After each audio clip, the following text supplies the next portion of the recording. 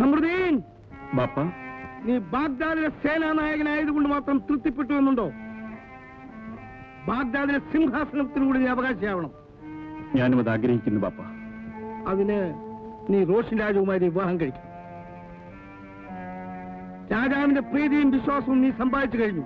നീ രാജകുമാരിയുടെ സ്നേഹമാണ് നീ സമ്പാദിക്കേണ്ടത്. ഞാനതിന് ശ്രമിക്കുകയാണ്.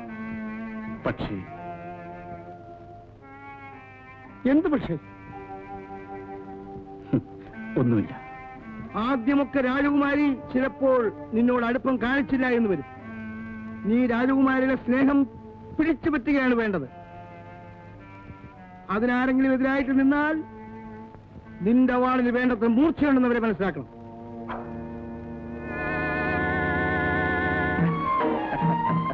ഇതാരുടെ വീടാ? ഞങ്ങളുടെ വീട്. നിങ്ങളുടെ വീടോ? എന്താ ഈ പറയുന്നേ? എന്താ മോനെ, നമുക്ക് വീട് മാറിപ്പോയോ? ഇവിടെ എന്നാ ഇങ്ങനെ ഒരു വീടുണ്ടായത്? ഇത് വലിയ അതിശയമാണല്ലോ. ഒരു അതിശയമില്ല. അന്ന് ഞാൻ സാമ്രാജ്യകുമാരിയെ രക്ഷിച്ചതിന് രാജാവ് സമ്മാനമായി തന്ന പണം കൊണ്ട് ഈ വീട് മാറ്റി പണിയിച്ചു. എടാ അബൂബക്കറെ, എന്താ? ഞാൻ ഒരു കച്ചവടം തുടങ്ങാൻ പോവാ. കടക്കാരുടെ കയ്യിൽ നിന്നും ബാപ്പയുടെ കട തിരിച്ചു വാങ്ങിച്ചു. ഒരു തുണിക്കട തുടങ്ങാം. അവിടെ നിനക്കും ഒരു ജോലി തരാം.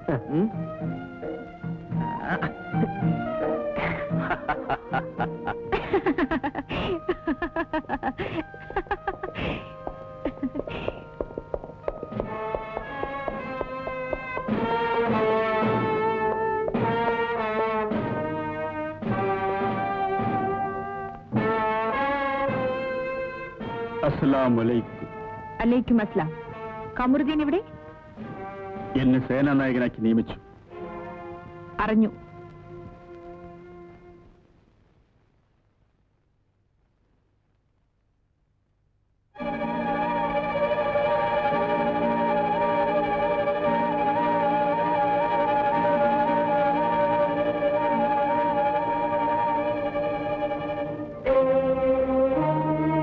മറ്റെന്തെങ്കിലും പറയാനുണ്ടോ?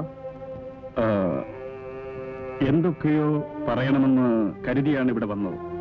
ഇവിടെ വന്നപ്പോൾ എവിടെ എങ്ങനെ തുടങ്ങണമെന്ന് അറിയാതെ വിഷമിക്കുകയാണ്.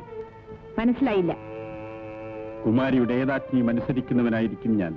അനുസരിക്കേണ്ടവനല്ല, ആജ്ഞാപിക്കേണ്ടവനാണ് സേനാനായകൻ. ഞാൻ രാജകുമാരിക്ക് ഒരു സമ്മാനം കൊണ്ടുവന്നിട്ടുണ്ട്. ഈ ബാഗ്ദാദ് രാജ്യത്തെക്കാളും വിലപ്പെട്ടതാണോ ആ സമ്മാനം? അല്ലെന്ന് നാം മനസ്സിലാക്കുന്നു. നിങ്ങൾക്ക് പോകാം. ഖമറുദ്ദീൻ, കുമാരി പറഞ്ഞത് കേട്ടില്ല. രാജകുമാരിക്ക് വിനോദത്തിനും വിശ്രമത്തിനുമുള്ള സ്ഥലമാണിത്. ഇവിടെ അനാവശ്യമായി പുരുഷന്മാർക്ക് പ്രവേശനമില്ലെന്ന് അറിഞ്ഞൂടെ? അപ്പോൾ മൗലവി സാഹിബ്, നിങ്ങൾ? ഖമറുദ്ദീൻ, മൗലവി സാഹിബ് ഞങ്ങൾക്ക് അന്യനല്ല.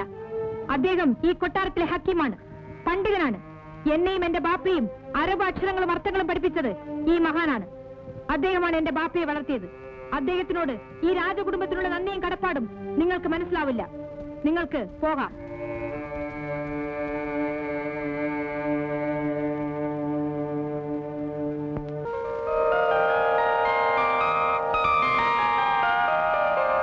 ഫാത്തിമ, നീ പുണ്യം ചെയ്തവളാടി. പടച്ചോന്റെ കൃപ കൊണ്ട് നീ യാചിച്ചതെല്ലാം നിറവേറും. തുന്നക്കാരൻ മുസ്തഫയുടെ പേര് നിന്റെ മോൻ നിലനിർത്തും.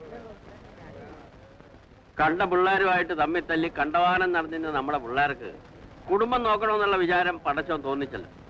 അത് മതി. അങ്ങനെ പറഞ്ഞുകൊണ്ടിരുന്നാ പറ്റില്ല. കൈനീട്ടമായിട്ട് എന്തെങ്കിലും വാങ്ങിക്കും.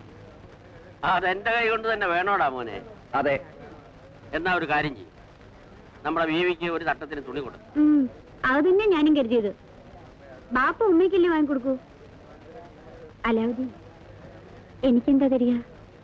ജമീല, ഈ കട തുറന്നിട്ട് ആദ്യമായി നിനക്കാ ഒരു കുപ്പായം തുന്നാൻ പോകുന്നത്.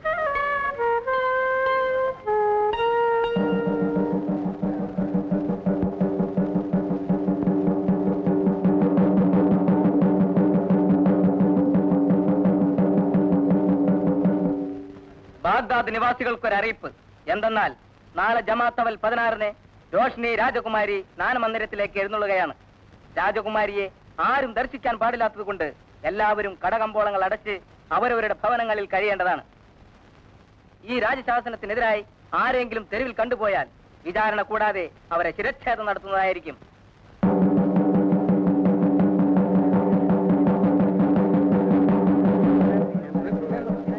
രാജകുമാരി കുളിക്കാൻ പോകുന്നു. ഇതിനെന്താ ഇത്ര അതിശയം? രാജകുടുംബത്തിന്റെ ആചാരപ്രകാരം കൊല്ലത്തിലൊരിക്കൽ ജമാഅത്തുൽ 16-ന് രാജകുമാരി സ്നാനമന്ദിരത്തിൽ പോയി കുളിക്കണം. രാജകുമാരി കൊല്ലത്തിൽ ഒരിക്കലേ കുളിക്കുള്ളൂ? അതല്ല, രാജകുമാരി ജനിച്ച ദിവസമാണ് ജമാഅത്തുൽ 16. വിളംബരം കേട്ടല്ലോ. നാളെ ആരും പുറത്തിറങ്ങി പോരുത് പറഞ്ഞേക്കാം. എന്താ പുറത്തിറങ്ങിയാല്? അത് തന്നെ. രാജകുമാരി ആരെങ്കിലും കണ്ട് മോഹിച്ചാലോ? അത്ര സൗന്ദര്യ. ചെറുപ്പത്തില് ഞാൻ രാജകുമാരിയുടെ ഉമ്മ കുളിക്കുന്നത് കണ്ടിട്ടുണ്ട്. ആര് കണ്ടാലും മോഹിച്ചു പോകും. അത്ര സൗന്ദര്യവതിയോ?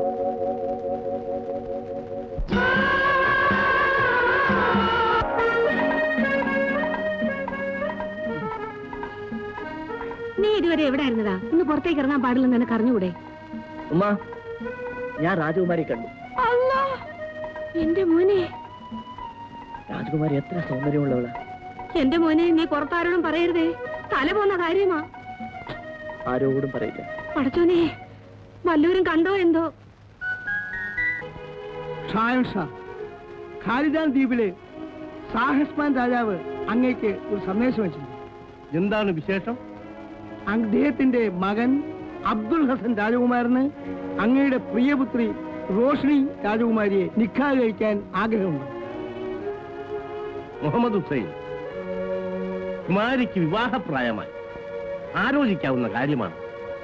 ഷാൻഷാ, കുമാരിയുടെ വിവാഹക്കാര്യത്തിൽ അങ്ങ് പെട്ടെന്നൊരു തീരുമാനമെടുക്കരുത്. കാരണം?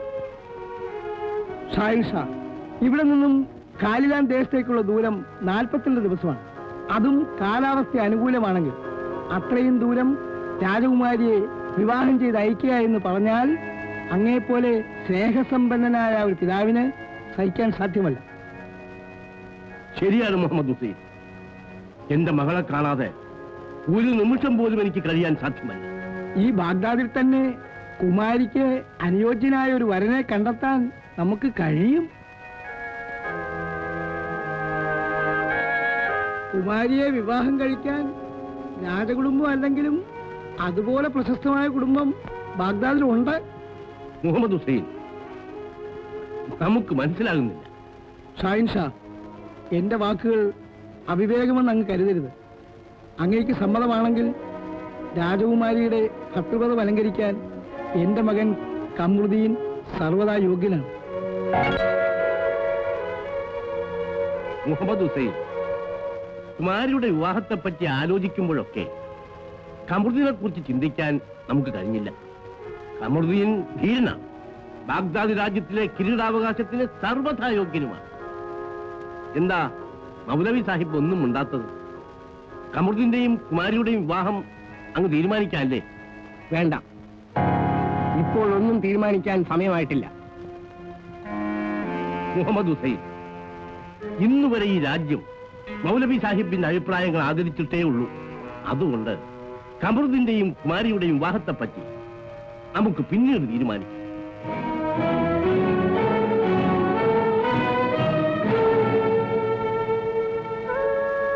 എന്താ കുമാരി, എന്താ പറയൂ.